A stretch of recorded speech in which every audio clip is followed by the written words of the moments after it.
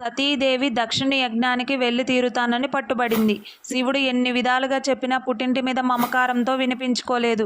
యజ్ఞం మహావైభవంగా జరుగుతుంది. సతీదేవి యజ్ఞశాలలోకి ప్రవేశించింది. అయినా సతీదేవిని ఒక్కరు కూడా పలకరించలేదు. తండ్రి దక్షుడు అసలు పట్టించుకోలేదు. ఈ అవమానాన్ని అసలు భరించలేకపోయింది.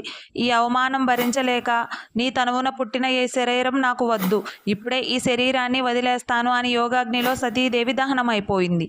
శివుడు సతీదేవి దేహత్యాగం తెలిసి కోపం తెచ్చుకున్నాడు. శివతాండవంలో శిరస్సున జట ఒకటి తెంచి భూమి మీదకి విసరగా వీరభద్రుడు పుట్టాడు. శివుడు వీరభద్రుడితో దక్షిణ యజ్ఞం ధ్వంసం చేయి అని చెప్తాడు. వీరభద్రుడు వెళ్ళి యజ్ఞవాటికను శ్మశాన వాటికలా చేసి నవ్వుతూ నిల్చున్నాడు. దక్షుని భార్య కరుణించి దేవా అని శివుడిని అడగగా తెగిన దక్షుడి శిరస్సు స్థానంలో మేకతలని అతికించి బ్రతికించాడు. దక్షుడు శివుడిని తనని క్షమించమని వేడుకున్నాడు. ఓం నమః శివాయ.